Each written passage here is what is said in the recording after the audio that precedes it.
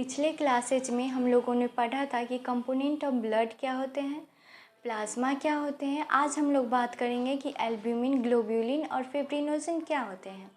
तो component of blood जो थे वो दो प्रकार के थे। Components of blood, components of blood जो थे वो दो प्रकार के थे। प्लाज्मा 55% था, प्लाज्मा 55% और components of elements, components of elements 45% थे। पिछले क्लासेज में हम लोगों ने पढ़ लिया है कि कंपोनेंट ऑफ ब्लड क्या होते हैं, प्लाज्मा क्या होते हैं। एक बार फिर से रिवाइज कर लेते हैं कि कंपोनेंट ऑफ ब्लड जो था वो दो प्रकार के होते हैं। प्लाज्मा 55% और कंपोनेंट ऑफ एलिमेंट्स 45% थे। और प्लाज्मा जो थे वो तीन प्रकार के थे, एल्ब्यूमिन, ग्लोब्यूलिन, ग्लोब्यूलिन और फिब्रिनोजन। और कंपोनेंट्स ऑफ एलिमेंट तो ये आपको पता ही होगा, तीन प्रकार के होते हैं, आरबीसी, डब्ल्यूबीसी और प्लेटलेट्स। आरबीसी, डब्ल्यूबीसी और प्लेटलेट्स। और आरबीसी को इरेथ्रोसाइट बोला जाता है, ये आप लोग को अगले क्लासेस में हम लोग बता दिए थे पिछले क्लासेस में। और डब्ल्यूबीसी को ल्यूकोसाइट बोला जाता है और प्लेटलेट्स को थ्रोम्बोसाइट बोला जाता है। डब्ल्यूबीसी दो प्रकार के होते हैं, ग्रेनेटोसाइट और एग्रेनेटोसाइट। ग्रेनेटोसाइट जो होते हैं वो तीन प्रकार के होते हैं, एस्नोफिल, बेसोफिल और न्यूट्रोफिल। और एग्रेनेटोसाइट जो था वो दो प्रकार के होते हैं, मोनोसाइट और लिम्फोसाइट। लिम्फोसाइट दो प्रकार के होते हैं, टी लिम्फोसाइट और टी लिम्फोसाइट जो था वो टी लिम्फोसाइट तीन प्रकार के थे, टी हेल्पर, टी किलर और टी सप्रेशन। ये पिछले क्लासेज में हम लोग पढ़ लिया है। आज हम लोग पढ़ेंगे कि एल्ब्यूमिन क्या होते हैं, ग्लोब्यूलिन क्या होते हैं और फिब्रिनोजन क्या होते हैं। आरबीसी और प्लेटलेट्स के बारे में पिछले अध्याय में हम लोग बता दिए हैं कि इसकी कमी से क्या होता है।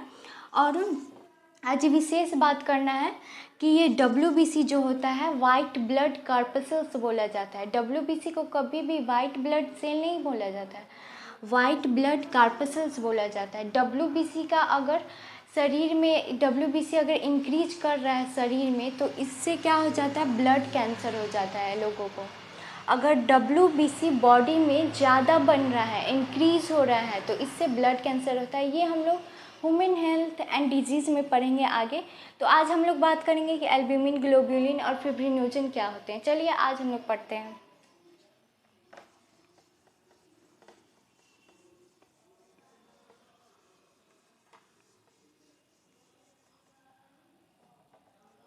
एल्ब्यूमिन,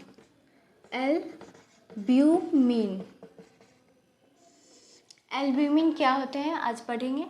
तो एल्ब्यूमिन जो होता है वो फॉर्म्ड बाय लीवर में बनता है, फॉर्म्ड बाय लीवर। और ये क्या करता है, maintain viscosity of blood.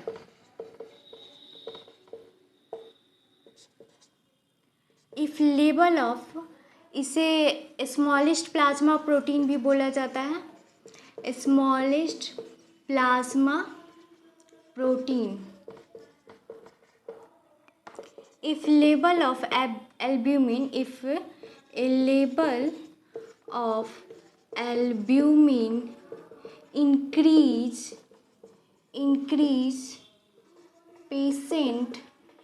patient suffer from polyuria and diagnosis. If a level of albumin decrease, patient suffer from oedema.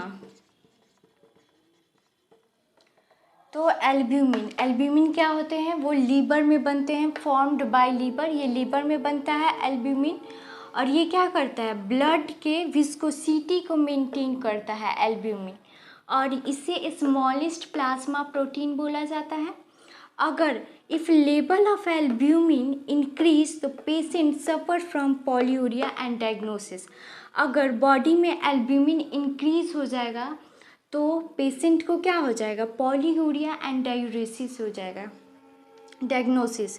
और इफ़ लेवल ऑफ एल्ब्यूमिन अगर डिक्रीज करेगा तो पेशेंट को ओडिमा हो जाएगा। तो क्या होगा, ये एल्ब्यूमिन कहाँ बनता है, फॉर्म्ड बाय लीवर, लीवर में बनता है। ये क्या करता है, maintain viscosity of blood, blood के विस्कोसिटी को मेंटेन करता है, और इसे स्मॉलेस्ट प्लाज्मा प्रोटीन बोला जाता है। और ये एल्ब्यूमिन अगर इंक्रीज करेगा तो पेशेंट को पॉलीयूरिया एंड डायग्नोसिस हो जाएगा। अगर एल्ब्यूमिन डिक्रीज कर रहा है तो ओडिमा हो जाएगा पेशेंट को। समझ में आया? तो ये आप लोग उतारे। अब हम लोग पढ़ेंगे कि ग्लोब्यूलिन क्या होता है।